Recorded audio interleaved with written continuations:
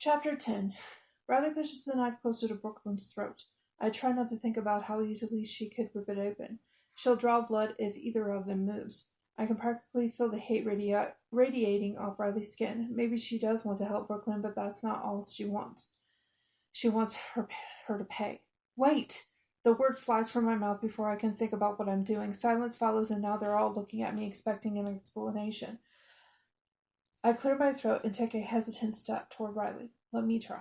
I know Brooklyn's sin.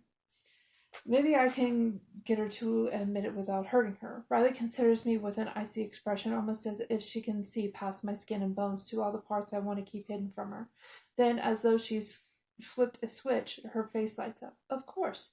You should be the one to get her to confess. She pushes the knife to my palm, and I wrap my fingers around it. My skin tingles where it touches the wooden handle. Riley takes me by the shoulders and pulls me close, kissing me on the cheek. Make us proud, she says. Her lips leave behind a damp spot that burns into my skin like acid, but I don't wipe it away. Maybe it's sick, but I do want to make Riley proud, even after everything. Brooklyn, I say, forcing myself to meet Brooklyn's gaze. I know what you did at the party. I saw you. If you just admit it, we can all go home. What did I do, Sophia? Brooklyn asks as she blinks at me, her dark eyes filled with hate. Enlighten me. You were in the hot tub with Josh, I say. You were... I don't want to describe the possessive way she mashed her mouth against Josh's and wrapped her arms around his neck, so I let the rest of my sentence trail off, hoping the others can fill in the blanks. Why didn't you tell us? I don't think I wanted to admit it, Riley whispers.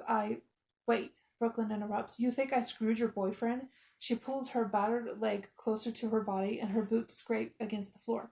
I never touched that preppy asshole. Brooklyn, I'm trying to help you, I wanted to say, but I press my lips together, cutting myself off. Riley touches my arm. She just wants to piss us off, she says, but I have ways of finding the truth.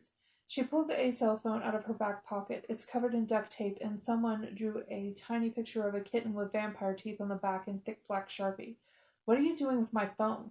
Brooklyn asks. Did you think me and Josh were sending each other dirty text messages? If you were, you deleted them, Riley answers. Her eyes have that glow to them again, and the same glow they had when she first brought me here to see Brooklyn tied up. I guess I'll just have to write some new ones. If you're not going to admit you've been screwing my boyfriend, I'll get him to do it for you. I stare at the phone, wanting to grab it from Riley's hands and call the police. What are you doing? Riley reads as she types the message. I'm lonely. She hesitates for a beat, then taps the screen with her thumb. Send, she says. She slides the phone back into her pocket and crouches in front of Brooklyn again. Now, what should we do while we wait for a response? She asks, unbending a finger from Brooklyn's fist. She takes the knife from my hands before I can stop her and slides the tip of it beneath Brooklyn's fingertips. A phantom pain shoots through all my fingers at once. How about we play a game? Either you admit your sins or I do your nails. Brooklyn glances down at the knife, then back up at Riley. Go to hell, she says through clenched teeth. That didn't sound like a sin to me, Riley says, and she drives the knife between Brooklyn's fingernail. Brooklyn throws her head against the pillar and releases a desperate animalistic scream. I close my eyes, and again I see Riley wedge the knife beneath Brooklyn's fingernail and shove it forward. I hear the sick pop of the nail separating from Brooklyn's finger. I start to heave, but I force it down. I can't fall apart now. I have to get Brooklyn out of here. I open my eyes in time to see Brooklyn's tiny black fingernail fall from Riley's knife and drop to the floor. Brooklyn's screams dissolve into shaky sobs, her chest rising and falling rapidly. I stare at the bloody clump on the concrete as Riley unpeels another finger from Brooklyn's fist and slides the tip of her knife just beneath the nail. Riley, let's air this place out, I interrupt before Riley pushes the knife any further under Brooklyn's fingernail. The smoke is thick enough to agitate the back of my throat. Riley's shoulders stiffen and I freeze, certain she heard the fear in my voice. Any second she'll turn the knife on me. Then her shoulders sag and she wipes the sweat from her forehead with the back of her hand. Yeah, she says, let's go upstairs. Grace and Alexis crowd around Riley as they make their way to the door. I let them walk ahead of me, hesitating at the bottom of the stairs. Now that she's alone, Brooklyn collapses against the wooden pillar and her chest rises and falls in quick succession like she's going to start hyperventilating. She moves her leg and a spasm of pain shoots across her face. Riley digs the deadbolt key out of her pocket, her hair covering her face like a veil. Grace and Alexis huddle behind her, whispering in hushed, sympathetic voices. It sounds like they're talking about Josh, but I'm not really listening. I could untie Brooklyn, and then it would be 3 against 2.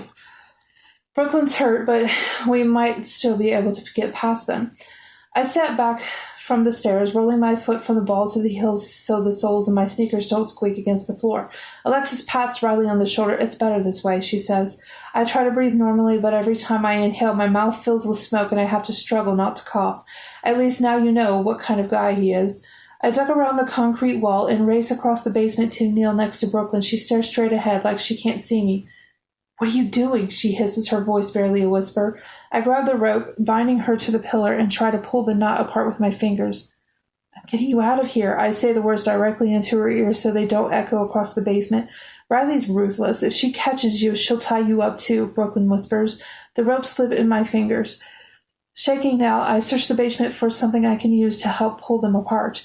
I was lucky Sophia saw them, Riley says, her voice drifting down the staircase. I ignore her, grabbing a ballpoint pen sticking from the pages of Alexis's Bible. I try to jerk Brooklyn's knots loose. Sophia? Riley calls. There's a moment of silence and my body goes cold, my fingers frozen on the ropes. The stairs creak as Riley starts down. Damn it, I whisper, digging the pen deeper into the knots. Brooklyn twists around to face me. Go. Our only chance is if she thinks she can trust you, otherwise we're both screwed. Soph, what are you doing? Riley calls down the stairs. There's another groan of wood, and I hear Alexis and Grace whispering as they head back down to the basement with her. I'm so close. The knots will give at any moment. I twist the pen against the ropes, and it slips from my sweaty fingers, clattering to the floor. Shit, I hiss. The footsteps hesitate, and someone mutters, What was that? Brooklyn glances at the staircase, and a muscle in her jaw tightens. Stab me. Her eyes shift down to the pin on the floor. What? Sophia, she has to trust you, Brooklyn says. It's our only way out. I wipe my hand on my pants and pick up the pen. My fingers tremble as I lift the pen to Brooklyn's leg. There's no way I can do this. Riley's feet slap against the basement floor. Any second she'll turn the corner and see me. Do it, Brooklyn says. A candle sparks behind me, turning Brooklyn's eyes red. They look like they're glowing again. I nervously drop the pen and it clatters to the floor again, rolling next to Brooklyn's fingers. I reach for it, but Brooklyn grabs it first. Without hesitating, she wraps her fingers around the pen and drives it into her leg. Shit! Brooklyn screams. A dark circle of blood appears on her jean shorts. Tears spring to her eyes, and she throws her head back against the pillar, sobbing. She pushes the pen into my hand, and I immediately wrap my fingers around it, trying not to feel ill. I can't bring myself to look down at the blood staining the pen's tip. Oh my God, Riley shouts. She's at my side now and watches the blood spread across Brooklyn's leg, her eyes bright, proud. She tried to escape, I lie. As soon as you went for the staircase, she started pulling at her ropes. Riley presses her lips into a thin line and squeezes my shoulder. It simultaneously comforts and disgusts me. I knew we could count on you.